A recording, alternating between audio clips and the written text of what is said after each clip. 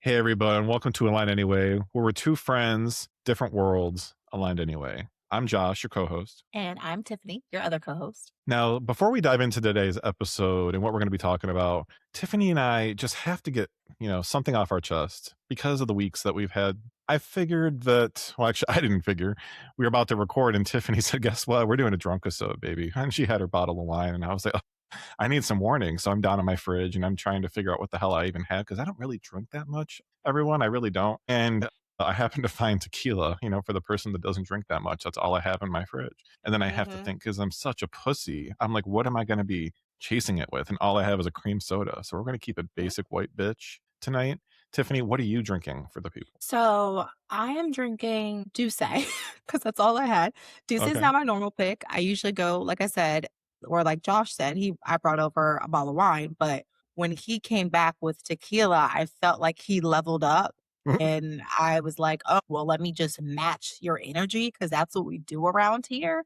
So I'm going to go with Douce. And then just so you guys know, this is my Harry Potter shot glass and my house is Gryffindor. Yes, you And are. regardless of how long Harry Potter came out, I will always rep. And yes, I am that dorky millennial and I'm proud of it. That's right. And I'm going for a little bit, clatchet. So I'm chasing it with my wine. Would Don't clatchet be a combination of classy and ratchet? Yes, for sure. Okay. Let's keep it at clatchet. I'm going to cheers to Slytherin and the week that I've had. Here's to my double shot of tequila that I don't even like. Here we go.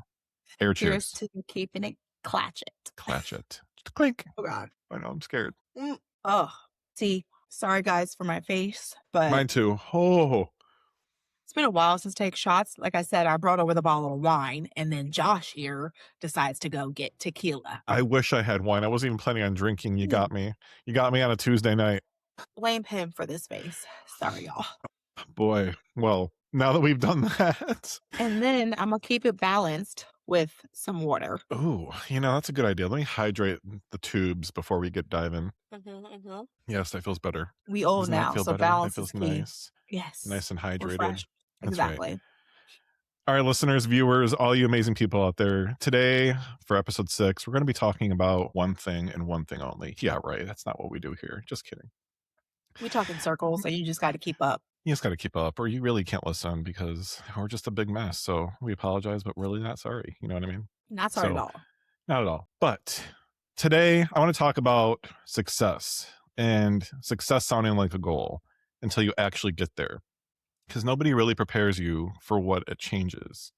The way people treat you, the way people see you, and sometimes the way that your relationships start to even shift. So today, we're going to be talking about the side of success that people don't post about. Oh no. We're talking about the pressure. We're talking about the distance and the quiet tension it can create with the people closest to you. The truth is, success doesn't just elevate your life, it's going to test it. And we're going to talk about that test today. Before we do, Tiffany, what's going on? How you doing? I feel like how you doing is such a loaded question. Or maybe not loaded. I don't know if I like loaded anymore. Let's say layered, just because there's layers to how I'm doing.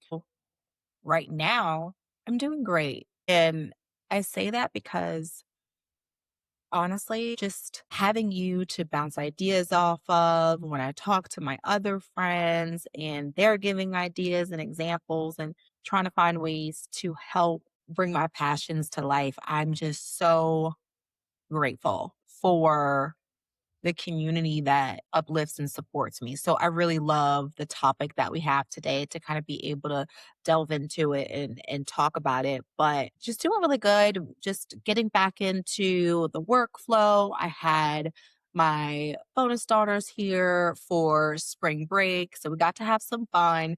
And listen, both of them are so outspoken. And my 8-year-old decided to tell me that I was embarrassing her. And she also said it very loud where other people are around, which embarrassed me. Oh. But she definitely has no problem telling me that I made her look bad. So what did you do to make her look bad? So we went to Carowinds and I do not like roller coasters. However, the girls were like dead set, no, you have to ride with us. And mind you, this is Alana's first real roller coaster. And real, I So mean like explain real. this to me, Carolyn. Is that like a Busch Gardens? Is this like a Yeah. Universal? Is it smaller? Like what is this? It's smaller and not as like animated. They have a ton of rides, but it's a lot smaller. So it's like I wouldn't say it's like a Busch Gardens. I would say it's like a Six Flags, but it's in Charlotte, North Carolina. So it's about 2.5 hours away, which mind you, when I bought the not tickets because that's who I am is I'm gonna go hard all the time before I really fully do my research sometimes. So we got season passes. I Ooh. thought Charlotte was an hour and a half away. Uh-huh. No, it's 2.5 hours away. Uh, Yeah. So I've done a lot of driving lately. I'm over the car. Honestly, I literally posted this on my social media. If it's longer than 30 minutes, I ain't coming. okay. I wish I could agree with you, but you're talking to somebody that has a season pass to Disney, a season pass to Orlando, top tier passes for both of them. And I go probably every other weekend, if not sometimes every weekend during the month. Sometimes I go like Which all weekends during some months, is what I'm trying to is say. crazy to me. Like, Yeah. but how far is Orlando for you though? Is it two and Disney's a an half hour and a hours? half. Under Universal's usually 2 hours, but traffic gets really bad, and I've seen it Okay, be that's three fair. hours to Universal before. So, Okay. but when you love something, you set your life free and you go do what you love. And that for me was dealing with the fucking traffic and the people and the bullshit. Because something about Harry Potter, it doesn't matter what happens in your life. If you walk into Hogsmeade or Diagon Alley and you're in your cloak and your cape with your wand like I am, then nothing else matters and everything dissipates that's bad in the world. So I go You know often what? because a lot's wrong in the world. And Donald Trump's That's fair. America, we should get excitement out of little things like fucking being a wizard. You know what I mean? It's like fucking being a wizard. Listen, you know what? Let your nerd flag fly because That's I right, love baby. that. And honestly, if I was there and you know this, I had passes to Universal as well. So, and I'm not a big roller coaster person as I was Which is just, still telling crazy the to me. story. Insane. I am terrified and I'm scared of heights.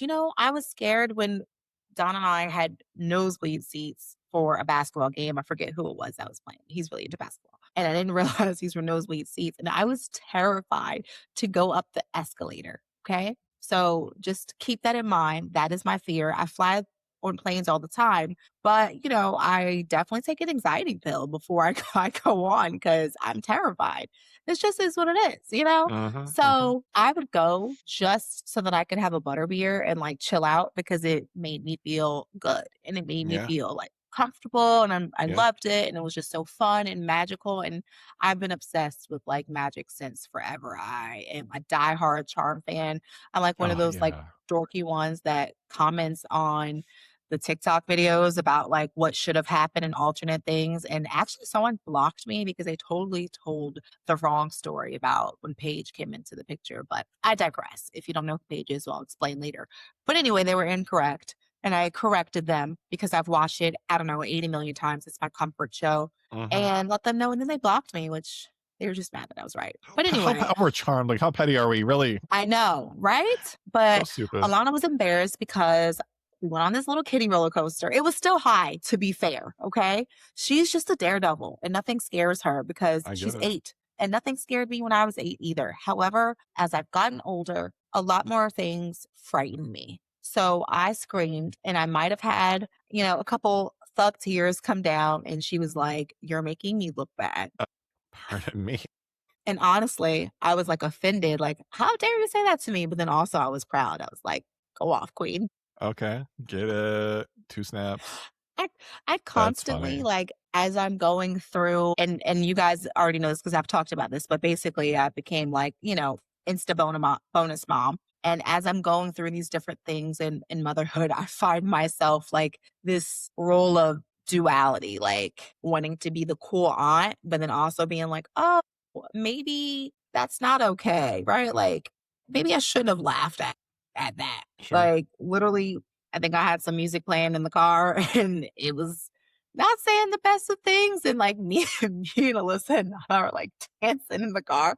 That's like, "What are you listening to?" And I'm like, "Oh, okay, it's a learning process." So when she says like smart aleck things, I'm like, That's kind of funny. Like, I'm that person. Yeah, I get it. I've been in a car before with my niece and I was playing Ludacris What's Your Fantasy. I'm like, look, if you can't get down with What's Your Fantasy by Ludacris featuring Shauna, what the fuck are you doing? You know what I mean?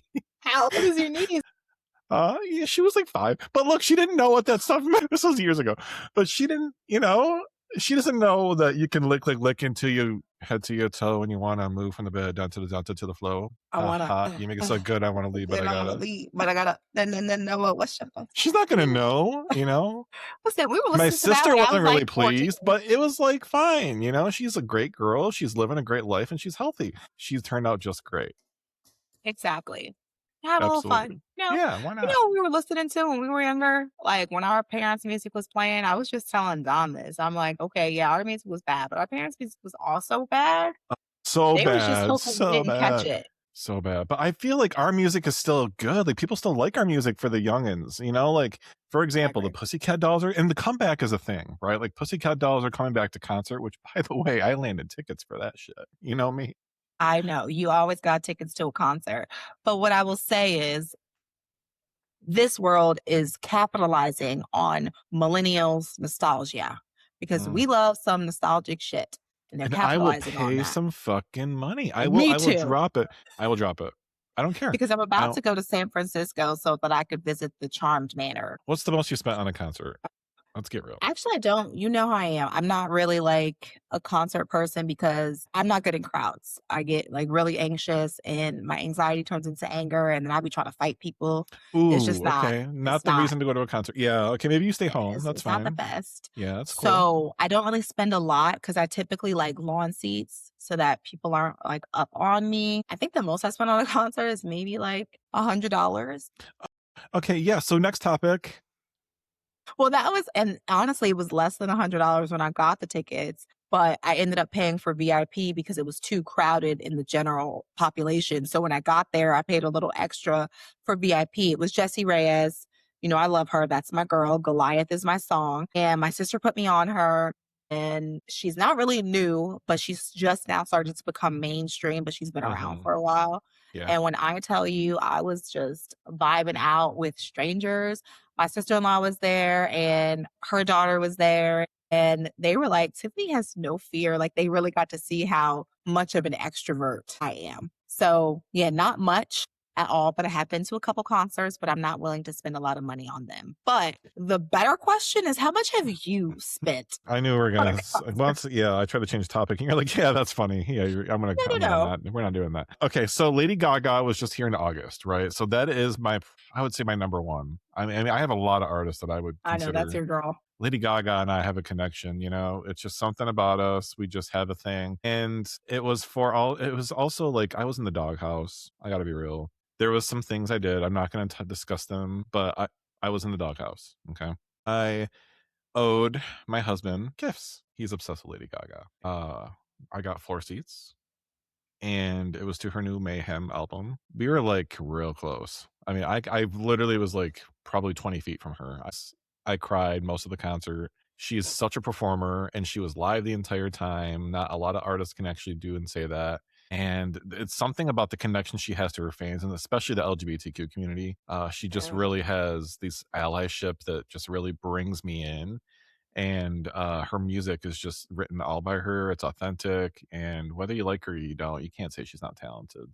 Yeah, I spent $1,800 to get your question answered on some two floor seat tickets, and well, here's the thing. Okay, you can make that face, but listen, okay, it gets good. So we were supposed to go in that night to a concert. I'm going to try to wrap it up so we can get to the topic. You got money. I at the time I did have a little money at the time that I could have You're spent. like, yeah. So I did. We just sold our home at that time. So I had a little bit of Okay, extra okay. money and we made it Yeah, yeah, yeah. a good pocket change. And that was kind of the thing we could do.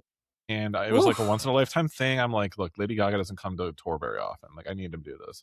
And she's getting older, like we all are. And who knows what she's gonna do in her future or whatever. So we went and there was $1,800 and I didn't even ask Dylan for permission. I was like, we're doing it. I'm doing it. Like, I'm sorry, I'm gonna ask for forgiveness later. But that's what I did.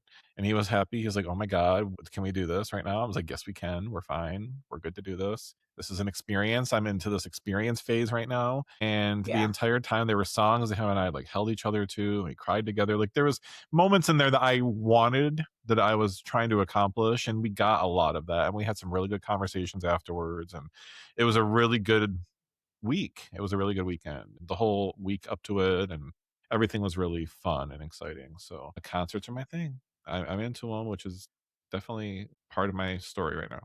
Yeah, Then I would say that it's worth it. You know me, I'm really into experiences and things like that too. I really like shows and things like that. And like agreed. I was in orchestra, chamber orchestra, second chair, by the way. Great. I played the violin. So I really liked orchestras, classical music, plays, things like that. And it really started just when I was young. My nanny used to always take me to like orchestras and things like that. So I got to meet Amiri Benari, which she's the hip hop violinist from way back, but I love her. So for my birthday, Don took me to see the Harry Potter, and the Cursed Child. Oh, So we you went to told go me that. I see was that. so jealous. I was so upset, Yeah. but I'm so happy for That you. was great, and so I love stuff like that, but I do wanna start going to more concerts, but, like, it's gotta be somebody that I absolutely love in order for me to wanna spend that much money, and there's not really a lot of artists that I absolutely love. Like, I would say 2, and everyone's gonna kill me because one of them is not Beyoncé, and literally anytime I say that I'm not, like, the biggest Beyoncé fans, people look at me with daggers, which, how you're looking at me right now. So, I just, but it's Snow Allegra, which I did have tickets to her concert, What the fuck but is Snow Allegra? she's like basically the modern day Sade. I'll send you some of her music. She's amazing. Who the fuck is But then Sade? I don't know also, these people. Is this a normal thing? you don't know Sade? I Guys, don't. all right. Like I said, two friends, different worlds, right? So don't worry. We gonna tell you who Sade is. Oh my God. But Okay. anyway, I will send you some music after Okay. this. Okay. I dare you. But the next is Jay-Z. So me and Don love Jay-Z, and we kinda, like, Mm. bonded over Jay-Z. We met on But you don't like his wife. What traitor are you? I know, I don't know. I just feel like she's overrated. Oh god, people are gonna Oh kill my me for God. saying I that. can't with you. We might have to Audience, delete we're gonna that. have Oh a fight. god, they're We're gonna gonna have a kill fight. me. They're gonna kill me. We're gonna have a fight, But audience. apparently Jay-Z is coming back, and he has a concert, and I was looking at the tickets, and they're quite steep, Snooze and fest. honestly what? I No. hate Jay-Z. Oh Once you god! wronged my girl, you wronged me. Okay. You ugly But she ass. You took can him sit down. back. I don't care. He's not cute. Yes, he's got money. Honey, you got your own money, Beyonce. You woman run the world, girls. Where's that, Beyonce? We need that energy, okay?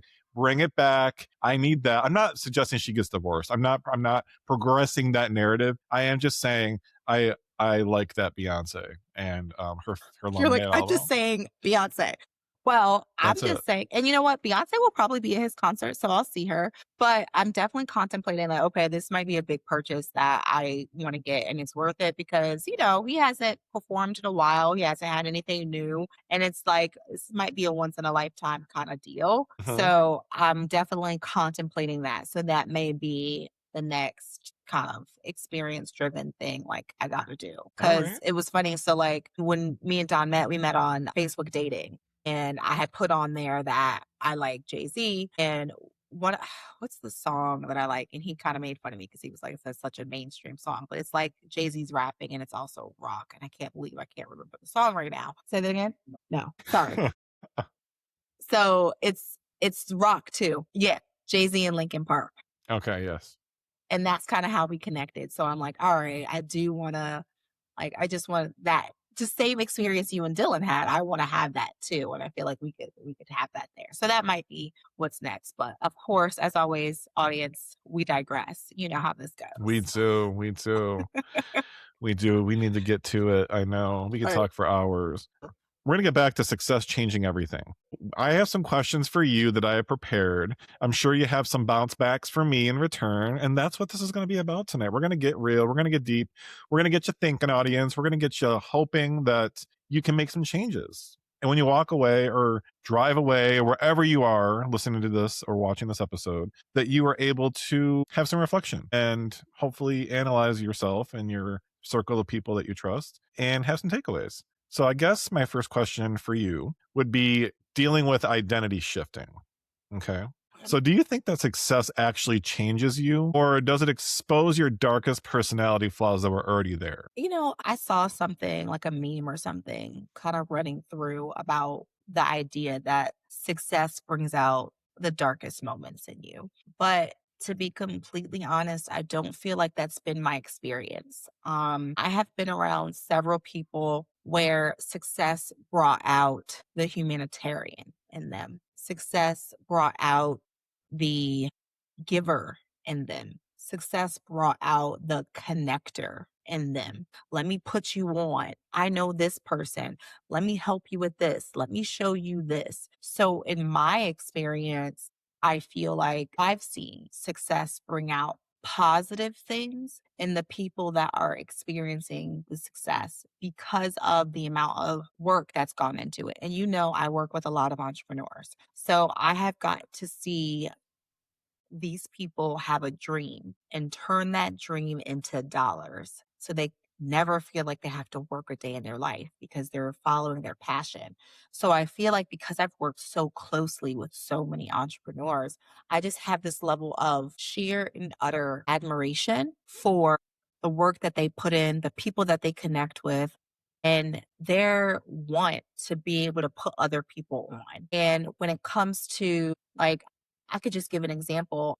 Have this situation where I may be making, another big change. And when I tell my friend who is a business owner that I might be making the change, the first thing she does is she's like just ecstatic for me. And the first thing is, what do you need from me? Yeah, that's my girl or Let boy, me let whoever me this find was. out. You know who it is. I know.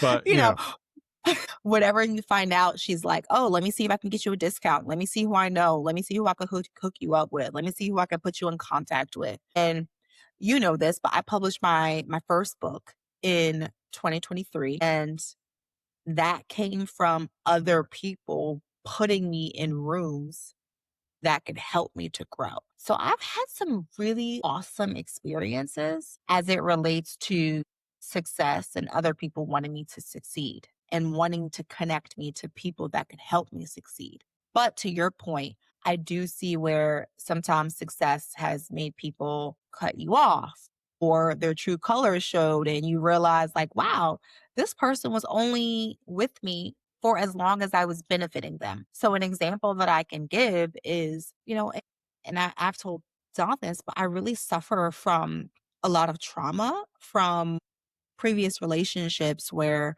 people didn't care about my success or the work that it took to get to that success. They only cared about it enough as long as they could use whatever success I had to benefit them. yeah. And I've seen people also, the moment they get successful, they forget you're there. You know that, and I just had said something to Don about this because this is a fear of mine that I have. But you know that song that Kanye West has, and when he get on, he gonna leave your ass for a white girl, right? When people become successful, they're going to leave you for what they deem is better, right? Men get successful and they go and find the younger, skinnier, hotter, blonder female. And that's who they decide, okay, I'm going to grow now because now I'm successful. Now I deserve this caliber of woman. So there are people like that, right? I feel like it's mostly men, but you know how I feel about men. No offense. But I feel like that happens a lot of times where men become successful and all of a sudden they forget the woman that was carrying them on their back in order for them to do that. And now all of a sudden you got this young hot thing over here who probably doesn't even know what Rugrats is. I don't even know what your guy's talking about. But because you're successful, you feel like now I've earned this nice trophy wife type situation. And you know what's funny? In the gay culture, it's usually the twinks. For those of you that don't know what a twink is, it's a very skinny, flamboyant gay person. And they go for the daddy that is actually the older gay male presence that is the quote daddy role, and they go for the someone that is more successful, that's someone that's got more money, the cars, the status, the someone that's already been in that success status range for them, and they think that getting in that realm or that age bracket is going to give you success, or that feeling of well, I have a hierarchy coming to me, I have a will in my name, I have, you know, a legacy that I can take from my husband because of the hard work he's done on his back, which I guess if we're thinking about it is not much different than some heterosexual marriages or relationships. It's not. So, I feel like how the twinks do it is a little bit smarter though. At least they're thinking assets, they're thinking legalities. but here's Men the just be thing. thinking with their dicks and be like, "Oh, she's hot, she's pretty. I There earned we this." go. But that's the role of the daddy. The daddy wants their status symbol because now they think they can get the Okay. blonde younger bitch, right? The twink is the Okay. blonde younger Okay. bitch. So now the daddy Okay. Okay. feels like Okay. they deserve the younger one. So now the daddy is accepting of the Twinkie. So it's just a symbiotic relationship that is very common in the gay culture because of that reason. I have a question. Can a Twinkie be fat? That would be considered a cub or a bear, depending on how much hair they Oh have. my God. I know. There's a lot Jeez. of Harsh. things. Cruel world. Yeah. Oh, yeah. Because There's a I'm a whole little lot. thick. And if somebody calls me a cub, we fighting. Oh, yeah. Well, there's a lot more too. There's like Boy Like, Next Door. There's you know, there's discreet. That's a huge one in the gay culture, especially for wait, those what's that? straight people on Grinder trying to hide their marriages, and they want to hook up with men on the side, but they don't want to live a gay lifestyle. Oh, so So undercover. yeah, they'll call it down low or discreet in the gay world. So that's a huge Okay. thing too. Then that's another thing that you shoot for is that wanted or unseen territory that is kind of taboo, but yet still exciting to some men. And that's what happens in these cultures. But that's also what gets you killed. So you got to be fucking careful out there because you go on these apps, you meet your person, and then you're butchered. So meet up with people, talk to your friends, give them your location, tell the people you're meeting that you're sending your friends the location, because if they know that, they're not going to be murdering you. So you tell That's them, key. hey, look, if you're going to be meeting, just to let you know, I've sent your location and where we're meeting to my best friends so they know where I'm going to be at all times. And if they're not cool with that, then you don't need to meet them. Because why you care? Yep. And Dom thought that was weird because Erica used to be like, "Oh, are you at your new boo's house?" And she would text, and he'd be like, "How's she know?" Like she has my location. Why wouldn't she have my location? And unfortunately, in this day and age, like, it's necessary. Sure. Especially like, at the time, and I've told you this and I've shared about it. I even wrote about it in a book, which I might regret a little bit after that because literally a month after I wrote the book and it was published, I met Don. And here he is just meeting me. We haven't even met yet. And the reason I fell in love with Don is because he read my book before meeting me. So he did some research first. And he had questions because he like read that shit with a fine tooth comb. And in there, I am talking about the plethora of dates that I went on. I was trying to find my man. Don't judge me. No, that's your life you But lived at that time. if it wasn't a hell yes, it was a no. So it was very, let's go. And within that time frame, I'm just like, hey, let's be honest about what this is and what's going on. And you have to have your location shared. And you have to make sure that you're being safe and people know where you are. And that's just the times that we're living in. Yeah, But, 100%. you know, back to your question, that's a really good point as far as like the different dynamics in straight versus gay and what that looks like and how it really still is those power struggles or success struggles still show up regardless of if you're in a straight relationship or a gay relationship. 100%. So, me, I always like to bounce it back to you. Bounce it.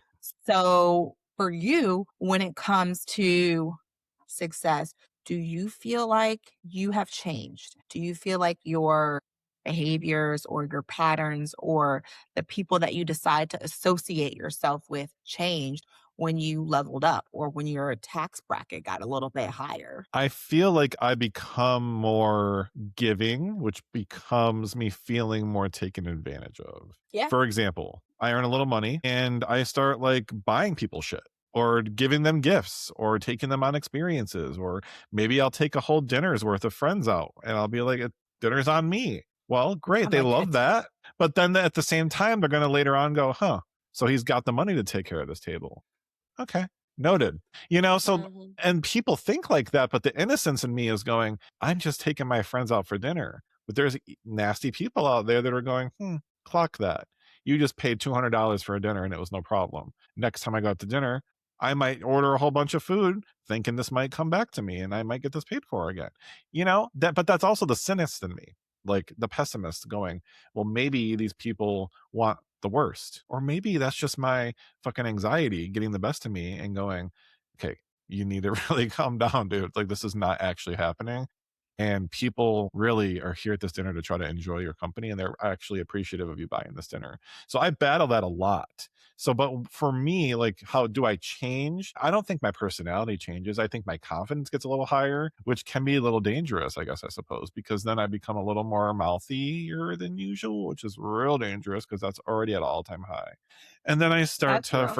forget where I came from a little bit. And I start buying a little more things. I start getting the fancier cars. I just got a Kia I.e., 2025 EV6. And, I got to remember sometimes that, like, we don't need this shit. Do I want this shit? Yes. Can I afford this shit? Yes. Is there worse world problems out there that I could be spending my money on? Sure. But you know what? This is what makes me happy. And this is what I wanted to do in my life. And this is what I'm doing to spend my money that I work hard for. So you know what? Live it up. That's my answer. Yeah. listen, I'm gonna say this. First of all, do what you need to do. Number one. Number two, ain't enough money in the world to solve the world's problems. So never ever feel guilty about like, oh, could I be helping out with X, Y, and Z? No. Fuck that. It's not gonna work. It's not going to really it's gonna be a, needle in a haystack type Yeah. situation. So do what makes you happy because, we only live once and it's short. When you think about life and how much time you truly have, like think about it in the fact of like summers. You only have X amount of summers that you get to experience, or the seasons. You only have X amount of Christmases that you get to experience, right? So that is what the focus should be on. And I completely understand where you're coming from as far as like when you get money, you're like really giving and stuff like that.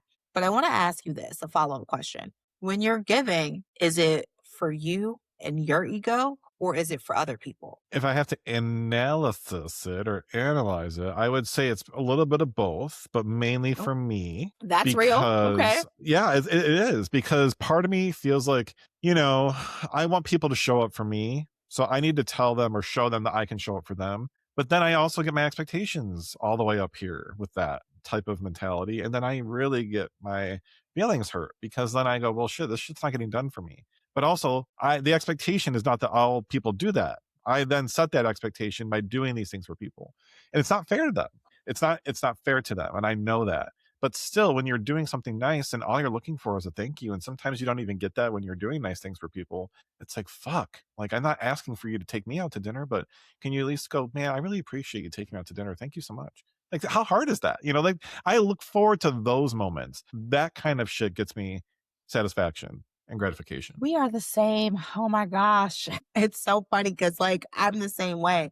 I have to think about, like, did I do this for them or for me? And I'll be honest with you, I did it for them, but it feels good for me.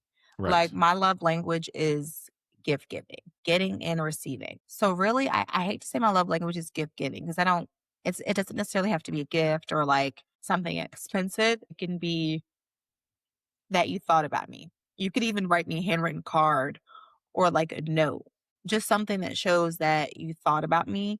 And so it's really that thoughtfulness that I find important. So I find that I give gifts because I want that reciprocated to me.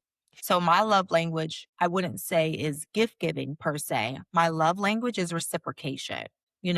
I pour into you, you then in turn pour into me. So that doesn't necessarily have to mean it's a gift. It can mean showing up for people, showing up for me, right? Like I can think about, like I brought up. So this is the anniversary of my book launch and it was an amazing time. It was, I've never been married. We're getting married in October. And this was the only time where like a party really was truly all about me and my accomplishments. And I don't think that always gets to happen. Yeah. So this was the first time that I ever was like completely in my element. I mean, people were like, Tiffany, you're glowing.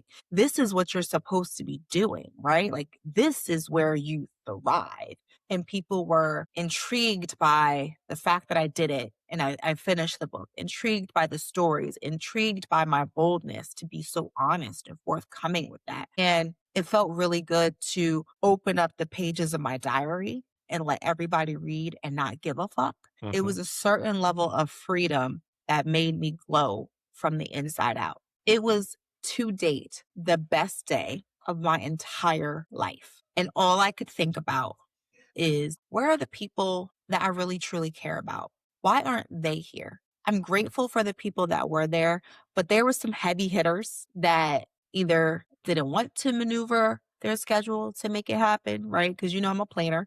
So everything was ahead of time and couldn't figure out how to make it there for me. And for me, I took that as they didn't care about my success. It didn't matter. Or they were jealous, or I'm just not that important. So I feel like when I give, I want that reciprocation because I want to know that I matter. I Yeah. grew up a lot of the time feeling like I needed to do things in order to be able to earn that love. And so when people can show up for me and provide love to me without me having to do something for it, I'm so gravely appreciative of it.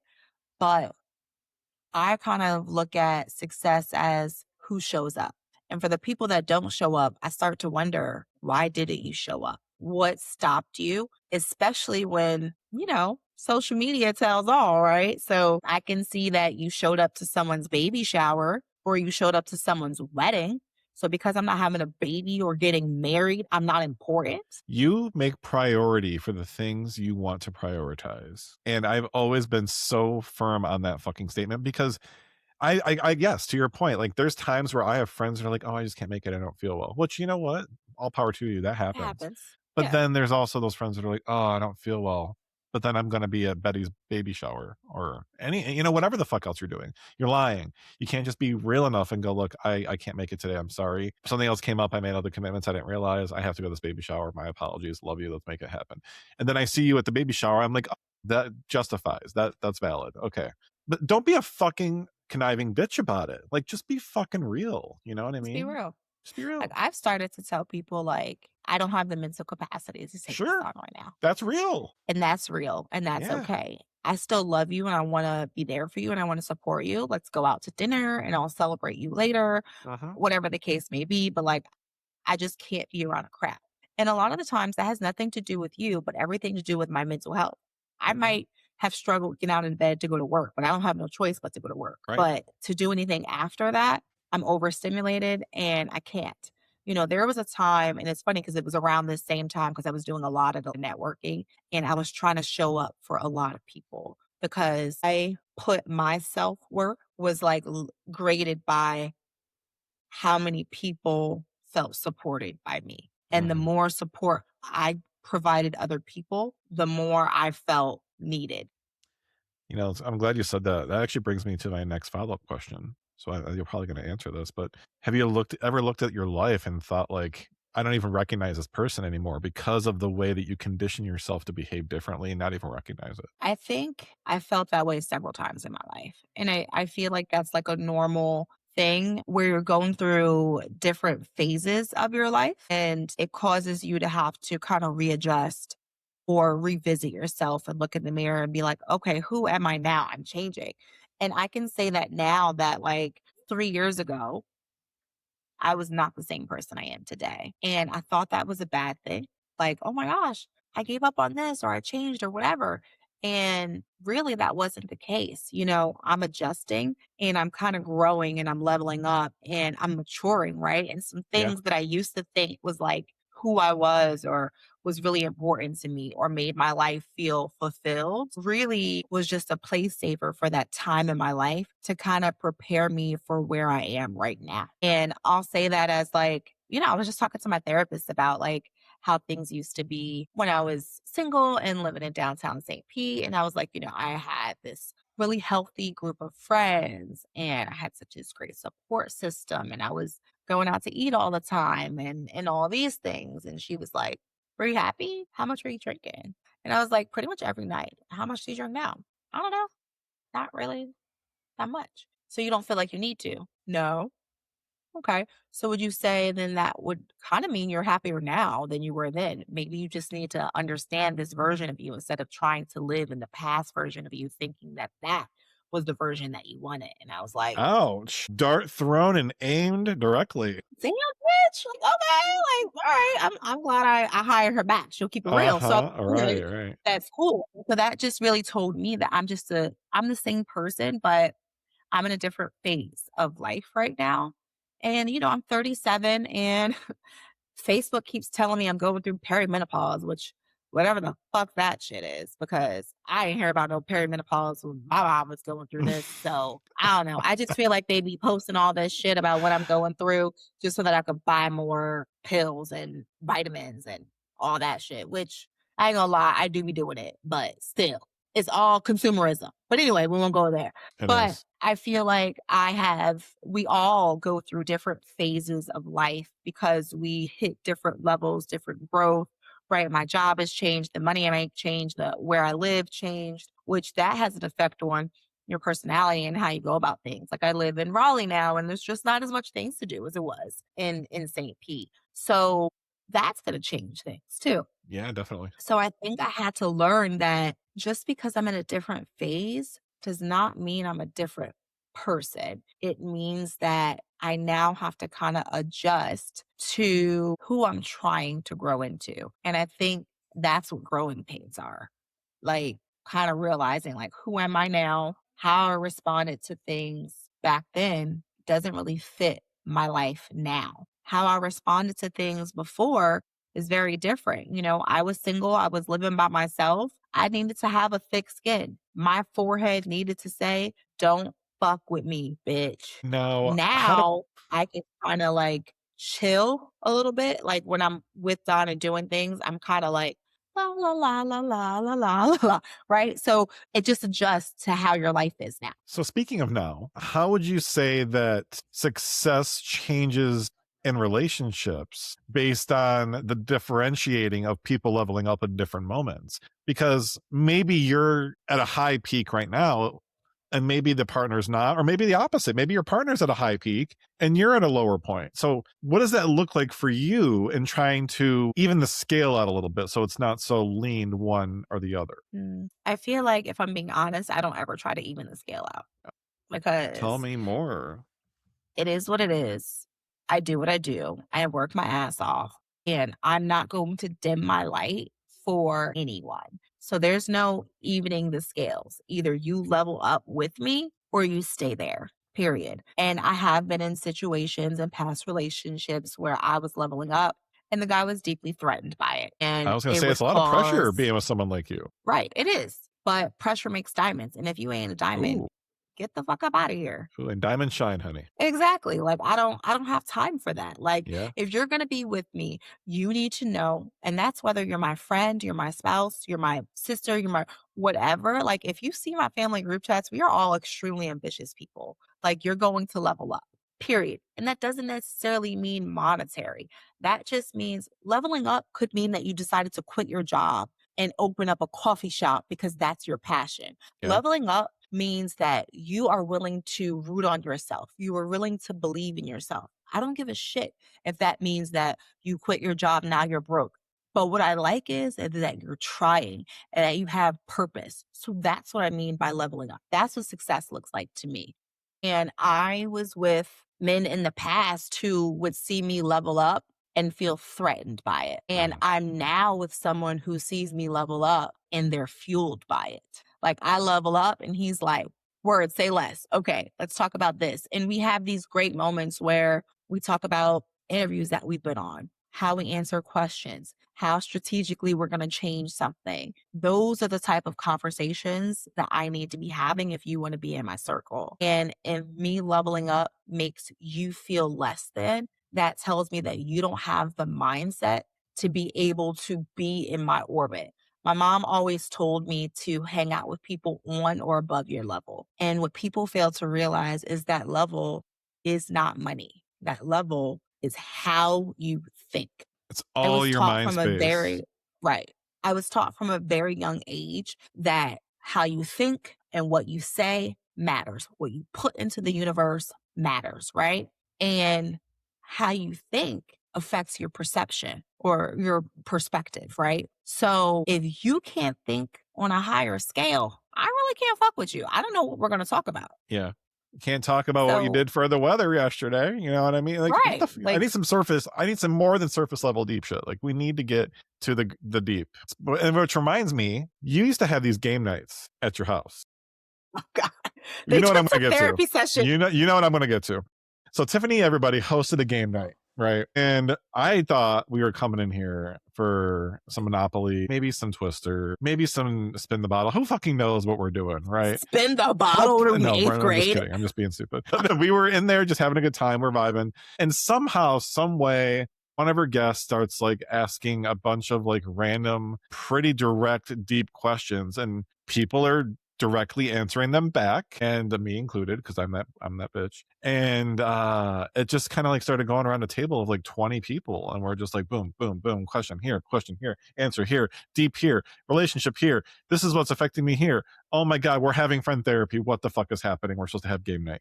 And it lasted for like 3+ hours. By the end of that, it was like 1 a.m. I'm like, I gotta go. I'm tired. I've been crying and my emotions are draining. However, this is fun. Let's do this again in, I don't know, a month, but let's actually play games. Love you. Goodbye. Right. Said so on my introvert fiance was like, what in the world? But even he was a part of it because he's a lot of times introverts are introverts because they don't like surface level conversations, right? They like deep conversations. And he was very much involved in that. And I remember who was there.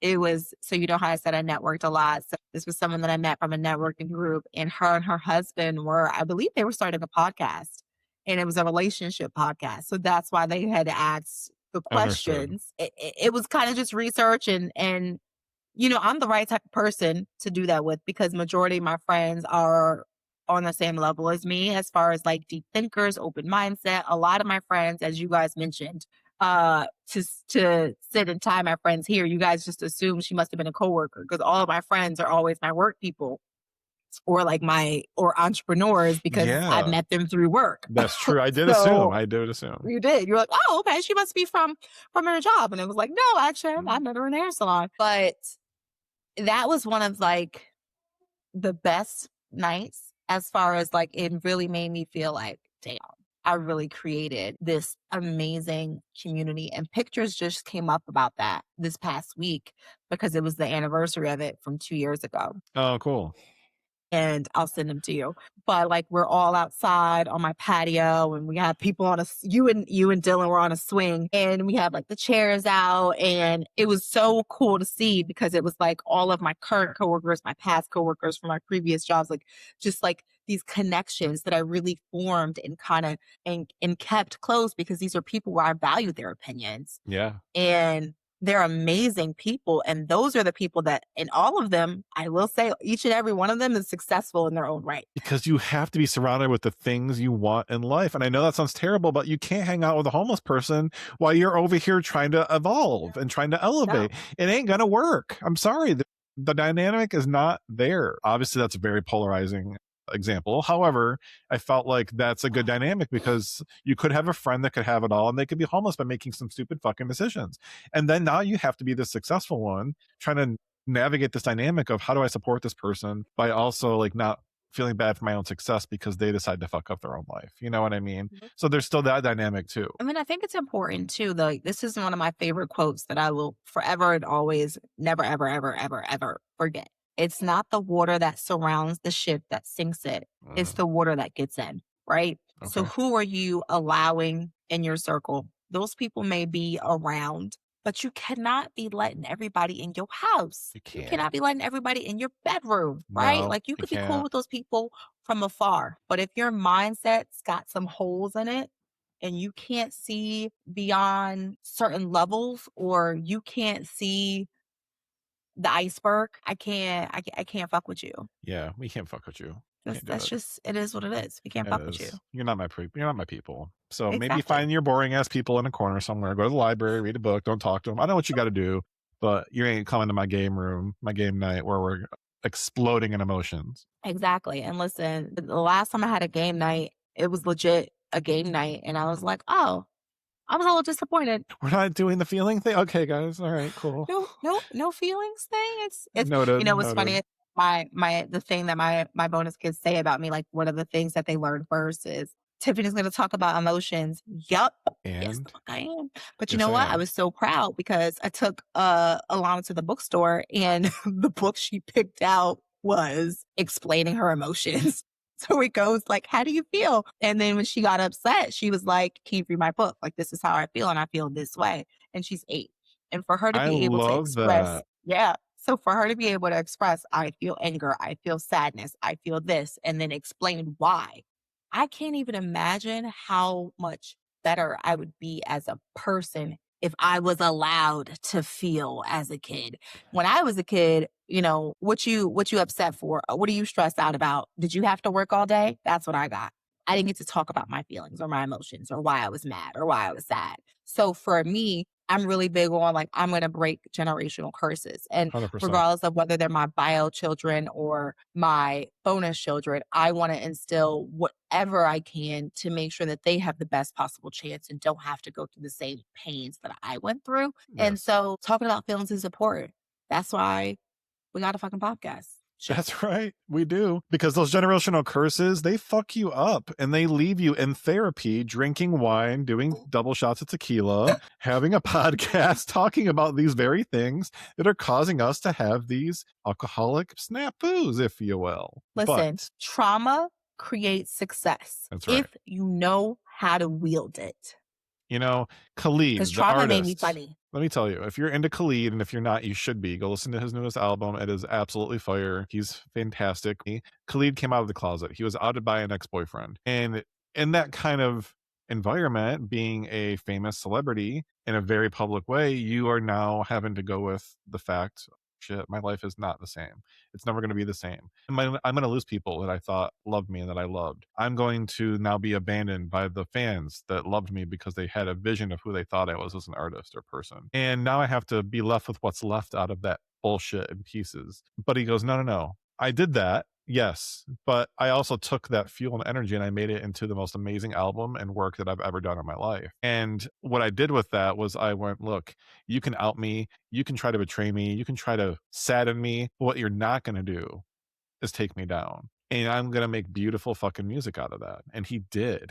And it's an album that when I'm in a certain kind of mood, there's something for every part of those emotions on that album, whether it's relationships or triumph or tragedy or just emotions. I mean, it's just so raw and real. And I watched his interview before I actually went and listened to his album because he did this thing on a podcast where he was just being interviewed, just like we do to each other. And he explained all of that. And I was like, God, I just have such an appreciative standpoint for him now that I didn't before because I see that like this stuff comes from within and it's not just AI and it's not just working through years of pain. It's complementing the pain with artistry and taking the artistry and making it into fucking energy. And that is why I am looking for these type of artists so I can relate my shit to.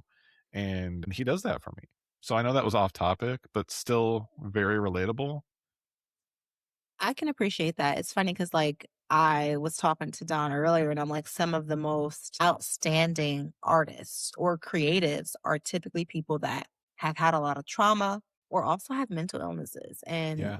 I know there's a lot of like shit around Kanye, but I love me some Kanye. And Kanye's bipolar, I'm bipolar. And sometimes I be fucking understanding the shit he be going through. You know what I mean? You're also And not a Nazi. well, no. However, let me say old Kanye, Okay, there we go. like college dropout Kanye. Okay, yeah. Okay. So let me be clear.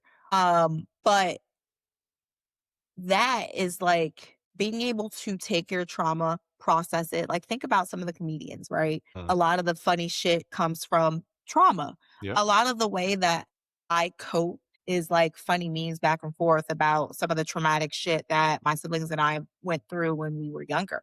And we're like, this is kind of dark, but like, nobody really gonna understand it but us, but it's fine.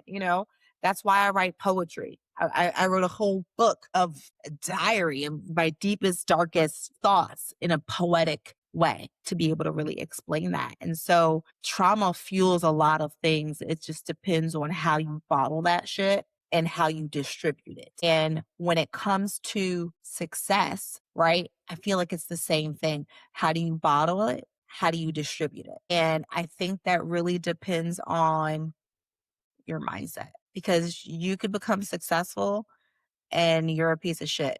That has nothing to do with your success or your money and everything to do with your mindset. And are you in a growth or fixed mindset? Because if you think that you're successful because of the amount of zeros in your bank account, miss me with that shit. We've definitely got into so many weeds today. We are We did. everywhere. We are here. We are there. But we always, as per usual, like you say, Tiffany, we digress. So to bring it back home, we're going to leave with a couple thoughts for the people. Mhm.